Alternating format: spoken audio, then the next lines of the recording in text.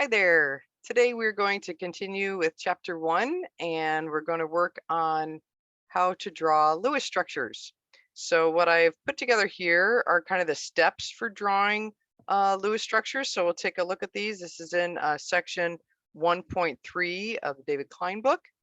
And here are the steps we're gonna do. The first thing is we're gonna draw out the skeleton of the molecule. In other words, we're gonna show the connectivity of the various atoms. What we're doing here by connecting the atoms together is we're showing the sigma bonds.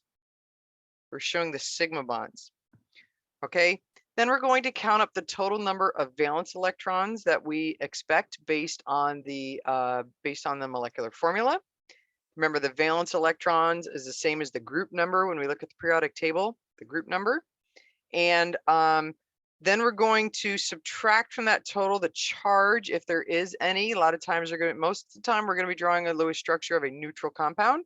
But if there's a charge, we have to adjust that electron count here.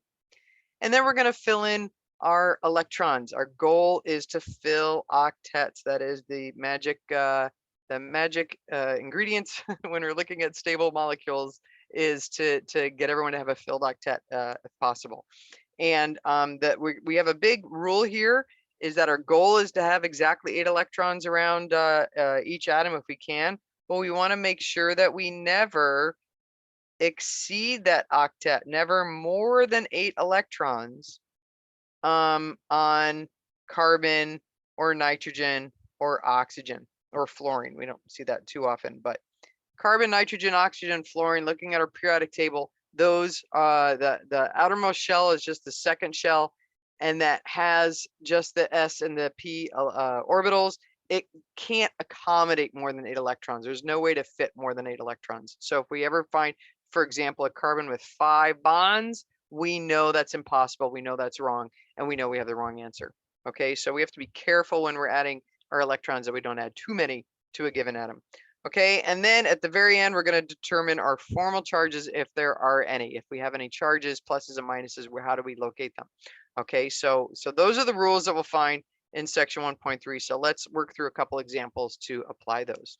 So first of all, we have ClCH2Cn as our first compound here. So very often it's going to be given to us as in a condensed formula like this. So we have to learn how to take a condensed structure and expand it out. We'll get more practice with that actually in chapter 2 as well. So how can we draw that? Well, we have a chlorine atom, and then we have a carbon, and then what do you think? Maybe a hydrogen and a C and an N. Do you think that is how these atoms might be arranged?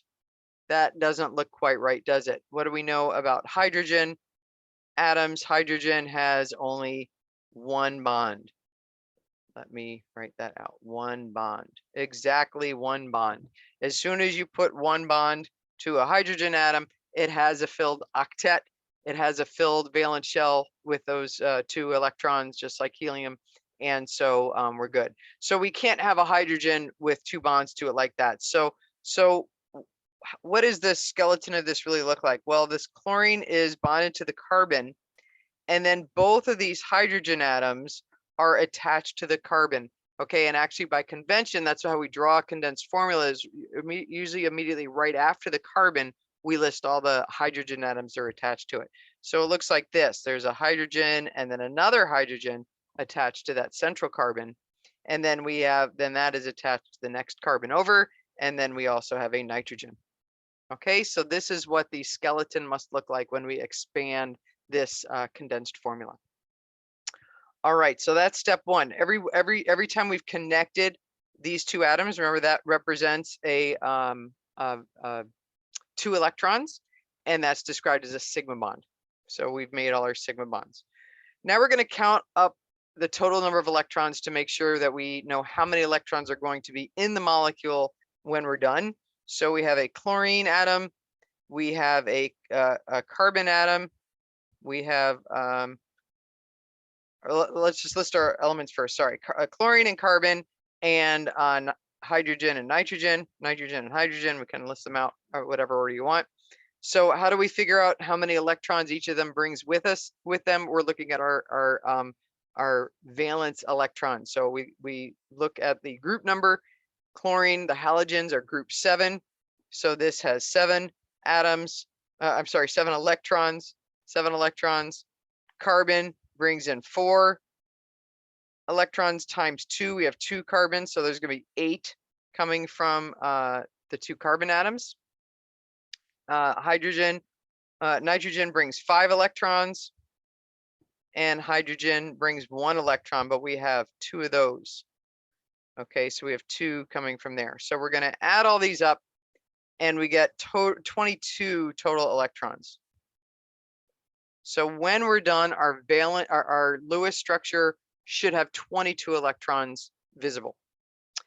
Okay, but we've already used some electrons, haven't we? Remember, just by connecting the atoms, just by showing these sigma bonds, we've used a certain number of electrons. So how many bonds are shown already? 1, 2, 3, 4, 5. We have 5 bonds, each of them representing 2 electrons. So they are, we have 10 electrons that are already used. Those are in our sigma bonds.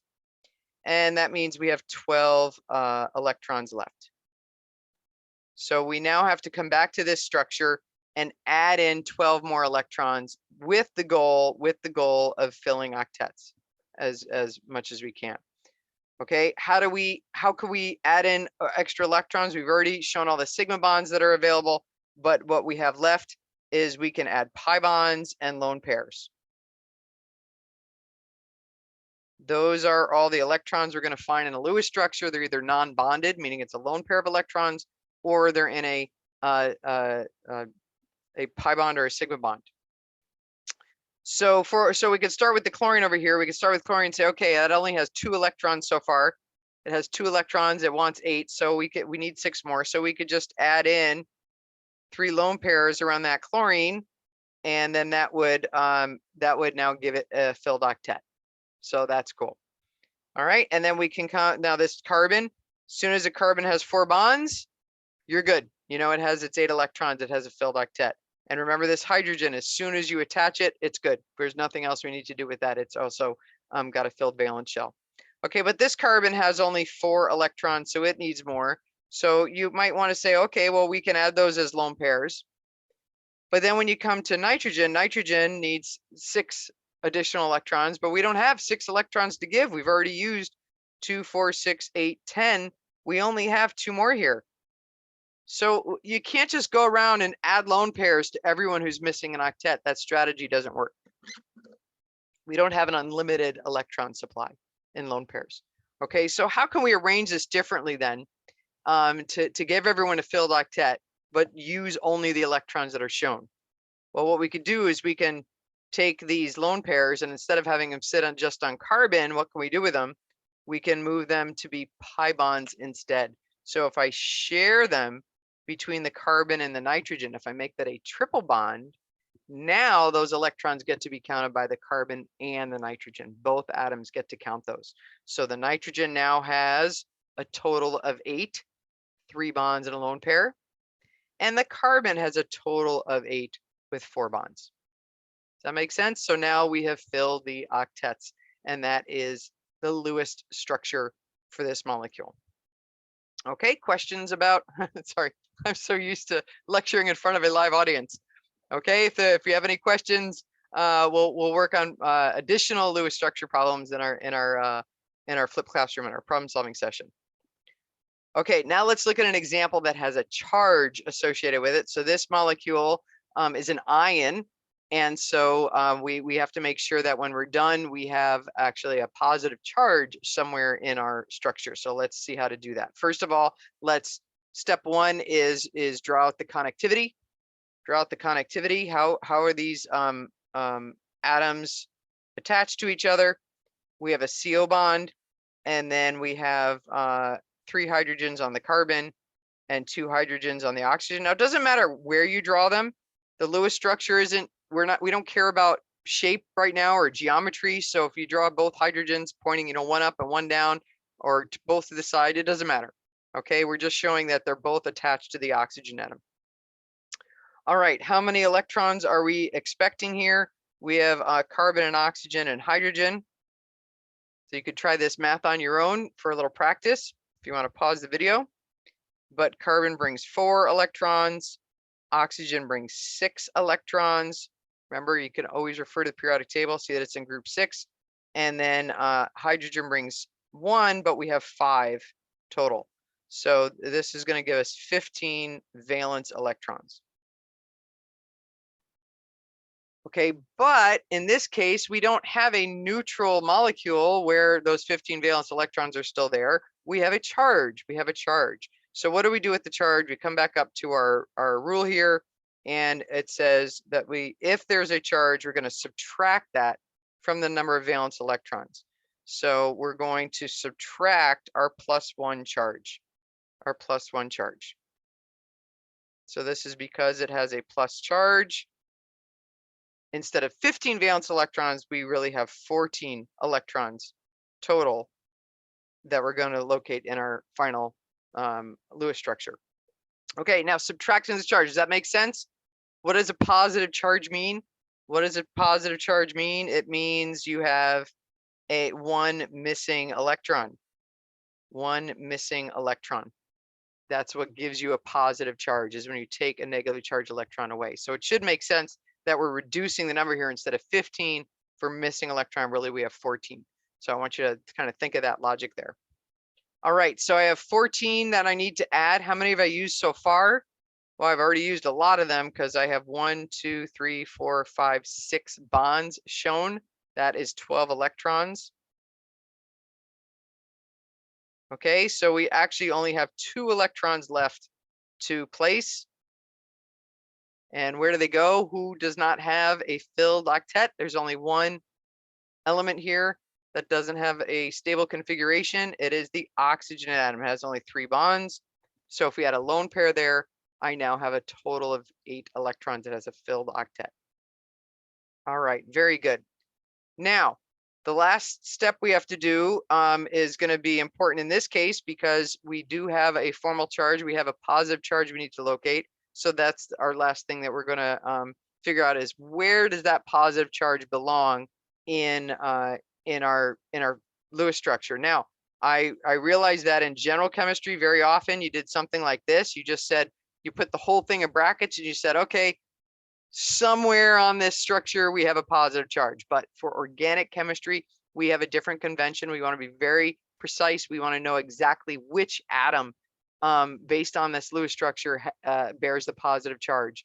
And so this is how we're going to calculate the formal charge. And this is now in section 4 of chapter 1. We're going to, this is something you calculate for every single atom. Okay, we calculate its formal charge. And what we do is we calculate we determine its electron count.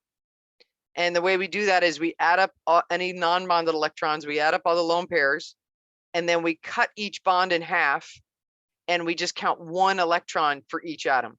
So we count half of the bonded electrons. And then we compare the electron count with the valence. If we are electron short, that's when we know we have a plus charge.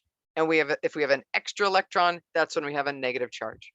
Very, very rarely are we expecting to find an atom with a +2 charge or a -2 charge. So usually it's just a +1 or a -1, a +1 or a -1. Okay, so a lot of words, a lot of steps. Let's just put it into practice. It's much, much simpler when we put it into practice. Okay, here's what we're going to do.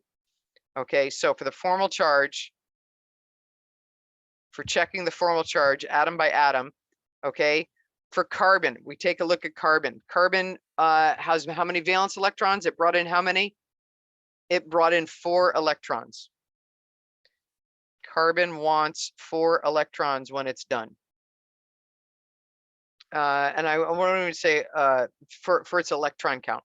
And so how do we check this carbon, what its electron count is? We're going to cut each bond in half and count 1 electron for the hydrogen atom and 1 electron for the carbon. So we simply count 1 for each bond. So this carbon has 1, 2, 3, 4, and compared to its valence, it wants 4. If it has 4 and it wants 4, that means it has 0 charge. It is a neutral carbon atom. So guess what? Every carbon with 4 bonds will always be neutral because it has the electron count of 4. Okay, but let's check out the oxygen. Oxygen wants how many? It brings in 6 electrons from its valence.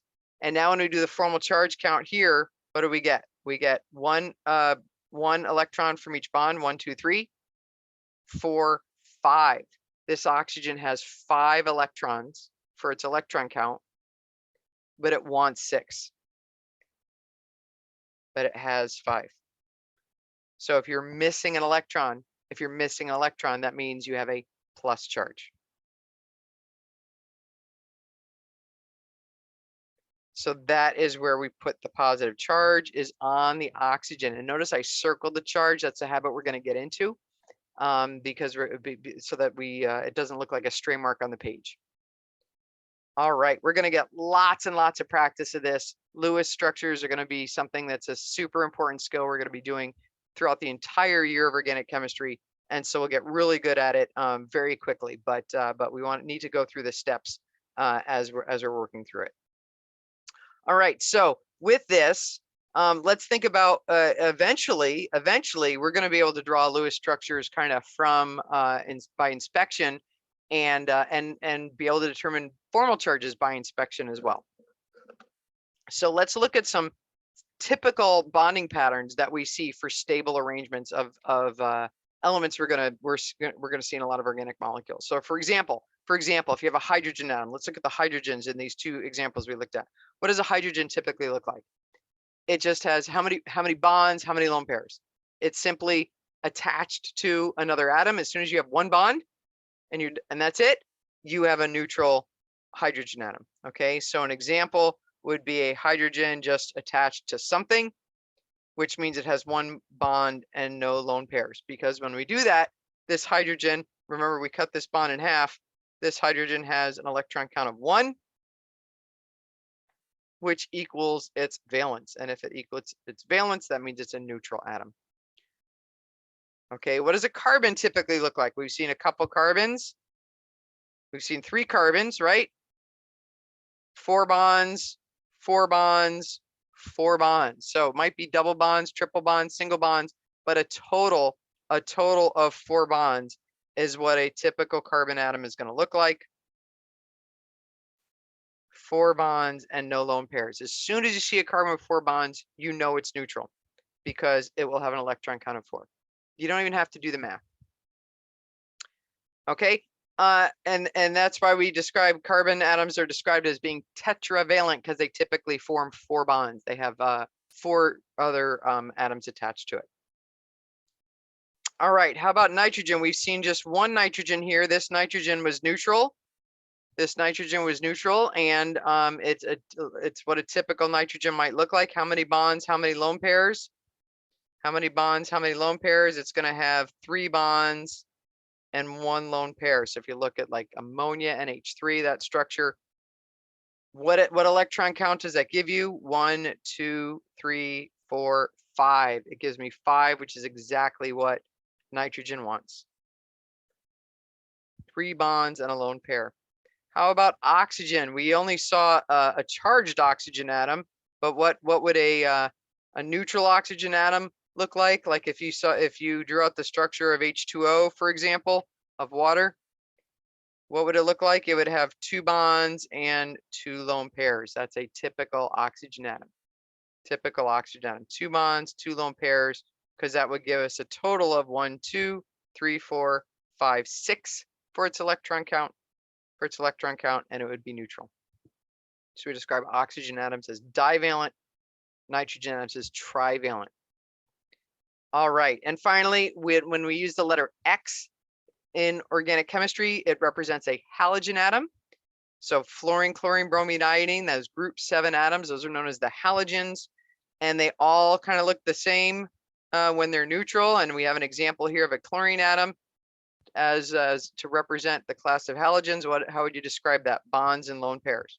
It's going to have 1 bond and 3 lone pairs. 1 bond and 3 lone pairs, because that gives us now a total of 1, 2, 3, 4, 5, 6, 7. If it's in group 7, it wants to end up with a total of 7 electrons, not a total, an electron count of 7. Not a total, because notice, if you look at all of these, they all have an octet. They all have an octet. They all have a total of 8 electrons around them when we look at all the bonded and non-bonded electrons. But when we do this formal charge math, we're just looking at what we call the electron count. We're looking how many atom of those 8 electrons, how many are kind of owned by the carbon atom. And that's why we cut the bond in half and just count 1 electron for each bond. Okay, so by inspection, when you see carbon, nitrogen, halogen in a structure, you can kind of make a guess at what it's probably going to look like by recognizing these stable patterns. Okay, so again, make up some flashcards to recognize them, but the more of these problems that you work on, the easier and easier it's going to be. We're going to be able to draw Lewis structures very, very quickly in a short amount of time, I promise. So how do we get some more practice?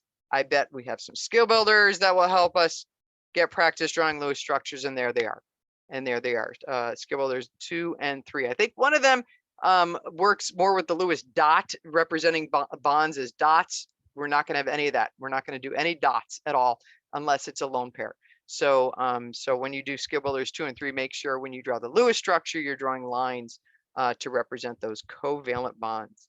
All right, that is a great stopping point. For now, what are we going to look at next? We're going to get into bonding and orbitals, so we can kind of think about where the electrons are when they are forming sigma bonds, pi bonds, and so on. So we'll talk about that next. All right. Have a great rest of your day.